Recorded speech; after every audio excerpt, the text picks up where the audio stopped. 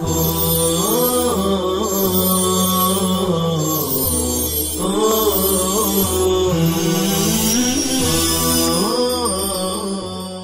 اللہ الرحمن الرحیم الحمدللہ رب العالمین والصلاة والسلام علی سید الانبیاء والمرسلین محمد وعلی آلہ واصحابہ اجمعین اما بعد۔ عزیز طلبہ اکرام، گزشتہ سبق کے اخیر میں ہم نے پڑھا کہ موکل میں وکیل بنانے کی اہلیت باقی نہ ہو تو وکالت باطل ہو جاتی ہے۔ ایسی ہی آخری مسئلہ یہ تھا کہ دو شریک آپس میں ان میں سے ایک دوسرے کے وکیل ہو اور وہ شرکت ہی ختم ہو گئی تو وکالت بھی ختم ہو جائے گی۔ اب یہاں مسئلہ ہے وکیل کا کہ وکیل میں وکیل بننے کی اہلیت نہ ہو تو بھی وکالت باطل ہو جاتی ہے۔ جیسے موکل میں وکیل بنانے کی اہلیت باقی نہ ہو تو وکالت ختم ہو جاتی ہے، اسی وکیل میں وکیل بننے کی اہلیت نہ ہو تو بھی وکالت باطل ہو جاتی ہے۔ دیکھیں، وَإِذَا مَاتَ الْوَكِيلُ، اور جب وکیل مر جائے، او جن جنونا مطبقا، یا اس پر مکمل طور پر جنون لاحق ہو جائے، بطلت وکالت، تو اس کی وکالت باطل ہو جائے گی۔ یا بین السطور لکھا ہے لبطلان اہلیتی، اس کے اہلیت کے باطل ہونے کی وجہ سے، اس لیے کہ اب اس میں وکیل بننے کی اہلیت باقی نہیں رہی۔ جب وکیل ہی مر گیا تو اب وہ وکیل کیسے بن سکتا ہے؟ تو وہ معزول ہو جائے گا خود بخود، یعنی وکالت ہی باطل ہو جائے گی۔ یا اس پر جنون لاحق ہو گیا تو جنون لاحق ہونے کی وجہ سے بھی وکالت باطل ہو جائے گی۔ وَإِن لَحِقَ بِدَارِ الْحَرْبِ مُرْتَدًّا، اور اگر وہ دار الحرب میں مرتد ہو کر چلا جائے، لَمْ يَجُزْ لَهُ التَّصَرُّفُ، تو اس کے لیے تصرف کرنا جائز نہیں ہوگا، إِلَّا أَن يَعُودَ مُسْلِمًا، مگر یہ کہ مسلمان ہو کر لوٹے۔ اب جب دار الحرب میں مرتد ہو کر چلا گیا تو جو اس میں تصرف کی اہلیت تھی وہ تصرف کی اہلیت باقی نہیں رہی۔ یہاں مضاربت میں ہم نے بھی پڑھا تھا، اور دار الحرب میں مرتد ہو کر چلے جانے کے بعد بہت کم امید باقی رہتی ہے کہ وہ واپس لوٹ کر آئے، اس لیے اس کی اہلیت موقوف ہو جائے گی۔ ہاں، اگر واپس لوٹ کر آ جاتا ہے تو پھر اہلیت واپس آئے گی تو تصرف کرنے کی بھی اجازت ہوگی۔ وَمَنْ وَكَّلَ رَجُلًا بِشَيْءٍ، اور جس نے کسی آدمی کو وکیل بنایا کسی چیز کا، ثُمَّ تَصَرَّفَ الْمُؤَكِّلُ بِنَفْسِهِ فِي مَا أُكِّلَ بِهِ بَطَلَتِ الْوَكَالَةُ، پھر موکل نے خود ہی اس میں تصرف کر لیا جس کا وکیل بنایا گیا، بطلت الوکالت، تو وکالت باطل ہو جائے گی۔ موکل نے خود ہی وہ کام کر لیا جس میں اس نے کسی دوسرے آدمی کو وکیل بنایا تھا، تو کام کر لینے کے بعد وکیل کی وکالت ختم ہو جائے گی۔ مثلا ایک شے خریدنے کا وکیل بنایا تھا، اب موکل نے خود ہی وہ شے خرید لیا، یا کسی چیز کو بیچنے کا وکیل بنایا تھا، موکل نے خود ہی وہ چیز بیچ دی، تو اب اسی صورت میں وکیل کی وکالت ختم ہو جائے گی۔ والوکیل بالبیع والشراء لا يجوز له ان يعقد عند ابي حنيفة رحمه الله مع ابيه وجده وولده وولد ولده وزوجته وعبده ومكاتبه، اور خرید و فروخت کے وکیل کے لیے جائز نہیں ہے، خرید و فروخت کے وکیل کے لیے جائز نہیں ہے کہ وہ عقد کرے۔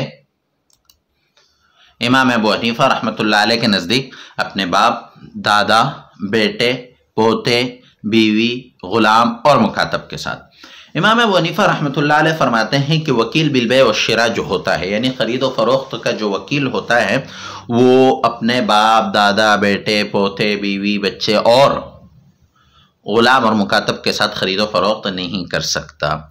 غلام اور مکاتب کے ساتھ تو اس لیے نہیں کر سکتا کیونکہ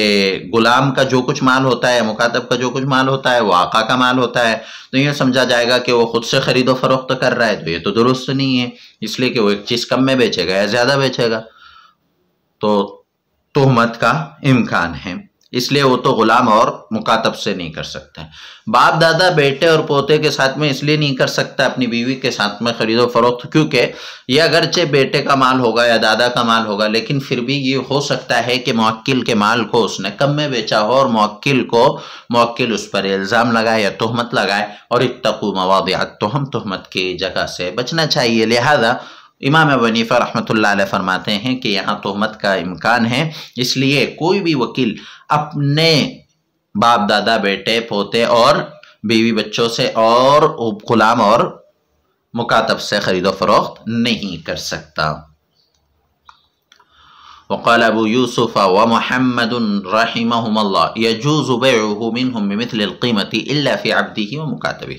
حضرات صاحبین رحمہم اللہ فرماتے ہیں کہ ان کے ساتھ میں مثل قیمت سے اگر وہ بیع کرنا چاہے تو کر سکتا ہے، ان سے بیع کرنا جائز ہے مثل قیمت سے، مگر غلام اور مکاتب میں۔ حضرات صاحبین فرماتے ہیں کہ غلام اور مکاتب میں تو ٹھیک ہے کہ ان سے تہمت ہے اس لیے کہ وہ خود خریدے گا بیچے گا، لیکن باپ دادا سے، بیوی بچوں سے خرید و فروخت کرنا چاہے تو خرید و فروخت کر سکتا ہے مثل قیمت سے۔ مثل قیمت کا مطلب جو بازار وغیرہ کی جو قیمت ہوتی ہے اس کے مطابق اگر وہ خرید و فروخت کرنا چاہے تو کر سکتا ہے۔ یعنی ان کے نزدیک بھی، یعنی صاحبین رحمہ اللہ کے نزدیک بھی اگر غبن ہوتا ہے، تھوڑا بہت بھی غبن ہوتا ہے تو بھی صاحبین کے نزدیک بھی جائز نہیں۔ ہاں مثل قیمت یعنی جو بازار کی قیمت ہے اس سے خرید و فروخت کرنا چاہے تو خرید و فروخت کر سکتا ہے، اس لیے کہ خود جو موکل ہے اس نے وکیل بنایا ہے اور مطلق وکیل بنایا ہے، خرید و فروخت کرنے کا وکیل بنایا ہے، لہذا غلام اپنے باپ دادا سے بھی خرید و فروخت کرے گا تو اس کو خرید و فروخت کہا جائے گا، لہذا یہ درست ہے۔ اور راجح قول بھی حضرت امام ابو حنیفہ رحمۃ اللہ علیہ کا معلوم ہوتا ہے، اس لیے کہ یہ جو وکیل ہے گویا یہ امین کے درجے میں ہے، اور اگر وہ اپنے آبا اجداد اور بیوی بچوں کے ساتھ میں خرید و فروخت کرے گا تو گویا کہ اس میں ایک تہمت کا اندیشہ ہے،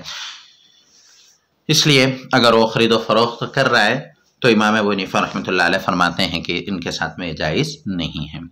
والوکیل بالبیع یجوز بیعہ بالقلیل والکثیر عند ابی حنیفہ رحمہ اللہ وقال لا یجوز بیعہ بنقصان لا يتغبن الناس فی مثلہ۔ اور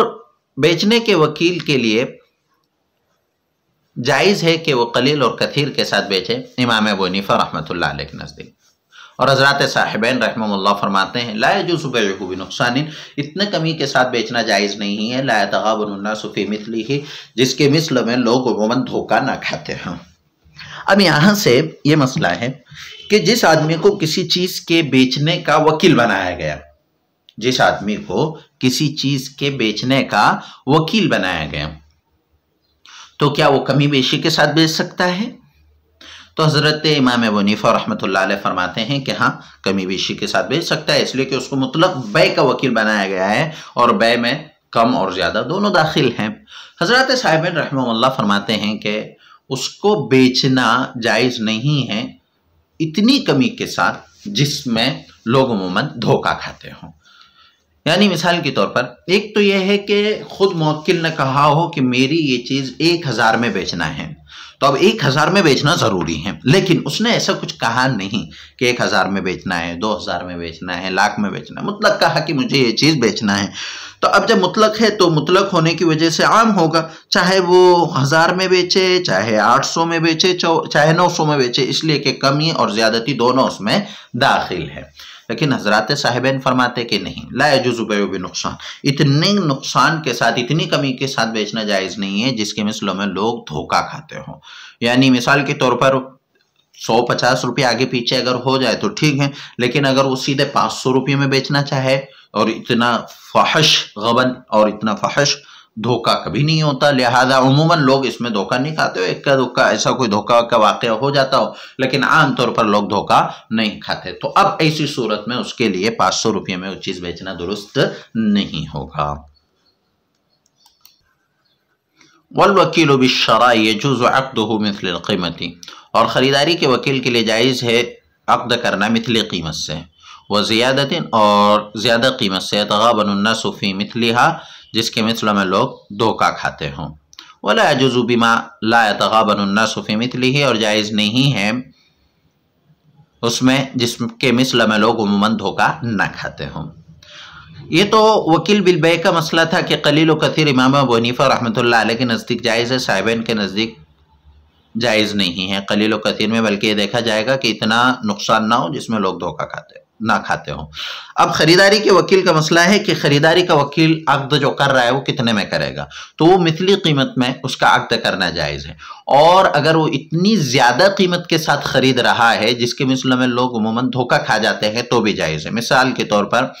ایک چیز 1000 روپے کی خریدی جا سکتی تھی، لیکن ہو سکتا ہے کوئی اس کو 1100 میں بھی خرید لے ہوئے، اس لیے کہ عموماً 1000 کی چیز 1100 میں 1200 تک کے آ جاتی ہے اور لوگ اس کو خرید لیتے ہیں۔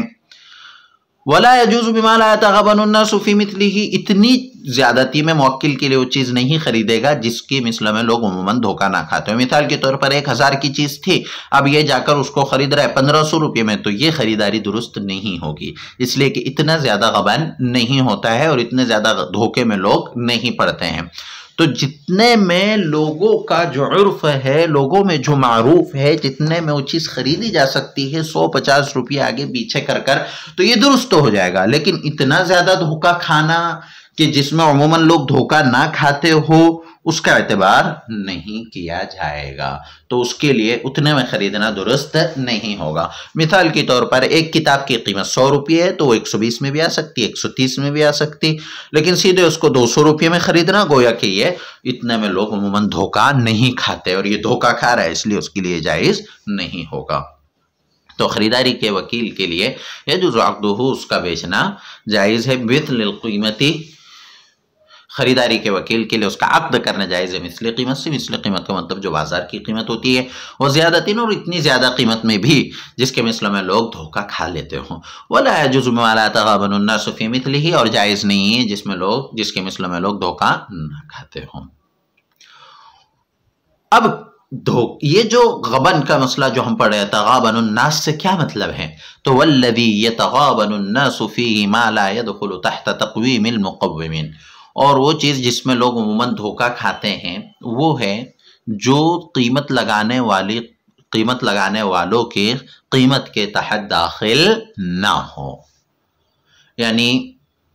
جو قیمت لگانے والوں کی قیمت کے تحت جو داخل ہو جاتی ہے۔ مثال کے طور پر جو قیمت لگانے والے ہوتے ہیں وہ اس کی قیمت لگا رہے ہیں، تو یتغابن الناس فیہ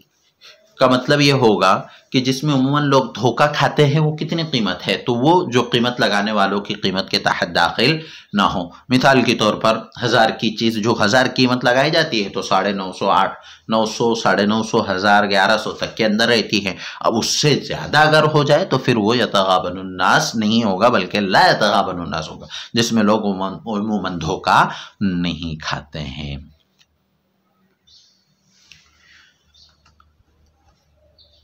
وَإِذَا ضَمِنَ الْوَكِيلُ بِالْبَيْعِ الثَّمَنَ عَنِ الْمُبْتَاعِ فَضَمَانُهُ بَاطِلٌ، اور جب وکیل بیچنے کا وکیل وَإِذَا ضَمِنَ الْوَكِيلُ بِالْبَيْعِ، اور جب وکیل بالبیع مشتری کی طرف سے ثمن کا ضامن ہو جائے تو اس کا ضمان باطل ہوگا۔ ایک شخص کو وکیل بنایا گیا کہ وہ کوئی شے فروخت کر دے، اب اس نے وہ شے فروخت کر دیا، مشتری نے اس کو خرید لیا، اب یہ وکیل کہتا ہے کہ میں اس مشتری کا ضامن ہوں،